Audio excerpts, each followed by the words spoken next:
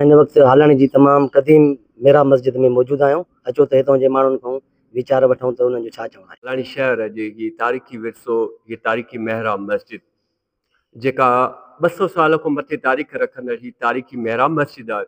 हिन तारीख़ी मेहराब मस्जिद जी ज़ियारत करणु पूरे मुल्क पाकिस्तान खां अवाम ईंदो आहे। ऐं माशाल्लाह तमामु बहितरीनु ऐं कुशादा मस्जिद आहे। गर्मियुनि जी मौसम में असां जेके निमाज़ी हिते ईंदा आहियूं, हिन मस्जिद में असांखे पखे हलाइण जी ज़रूरत न हूंदी आहे। ऐं एॾी माशाल्लाह कुशादा मस्जिद आहे जो एॾी थधि असां महसूसु कंदा आहियूं। ऐं ॿी हिन में ॿ ख़ासियतूं अहिड़ियूं वॾियूं रखियल आहिनि जो हिन मस्जिद जी जेका आहे तामीरात जेका आहे अॻे दौर में पाणी जी जॻह ते ॾाचियुनि जे खीर इस्तेमालु करे उन मिस्त्रीअ हिन मस्जिद जी तामीरात कई। ॿी हिन जी वॾी ख़ासियत आहे जो अॻे दौर में हिन में ॿ जेके आहिनि रोशनदान रखियल आहिनि, जेको अॻे दौर में वॾड़ा हिन रोशनदान मां 29 ऐं 30 जो चंड ॾिसंदा। ऐं तमामु बहितरीनु ऐं ख़ूबसूरत मस्जिद आहे। पर अफ़सोस जहिड़ी ॻाल्हि आहे त सिंध गवर्नमेंट हिन तारीख़ी विरसे, हिन तारीख़ी असासे जी सार न आहे लधी। 2022 जी बारिशुनि खां पोइ हिन मस्जिद जी मरामत लाइ हींअर ताईं कंहिं बि सार न आहे लधी।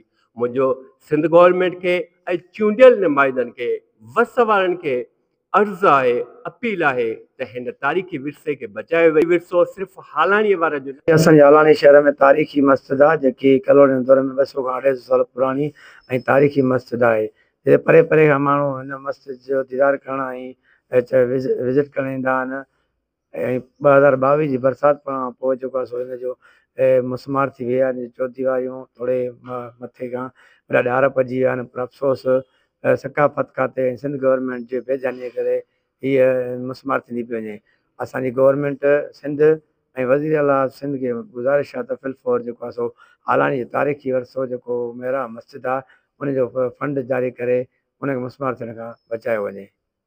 जी, ये मेहराब जी मस्जिद जीअं त 200 साल खां वधीक पुराणी आहे। महिरबानी हालत थी वई आहे, 2-3 साल थी विया आहिनि त हिन मस्जिद जो कमु न थियो आहे। ऐं मां जीअं त हिन मस्जिद खे संभालींदड़ आहियां। मुंहिंजो वालिद साहबु संभालींदड़ आहे, मुंहिंजो ॾाॾा साईं संभालींदड़ हुयो। जीअं त महिरबानी करे हिन मस्जिद जो कमु कई।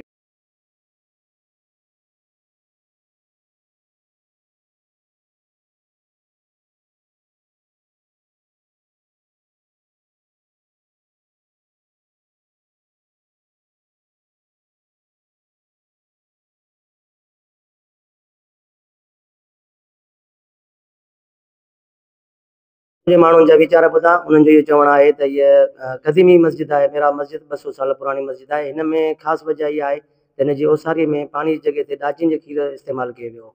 हिननि जो सिंध हुकूमत खे गुज़ारिश आहे त हिन असासे खे मरामती कमु कराए असासे खे बचायो वञे। कैमरामैन वकार ख़ासकरी सां गॾु गुलाम अब्बास उनड़, धरती टीवी न्यूज़ हालाणी।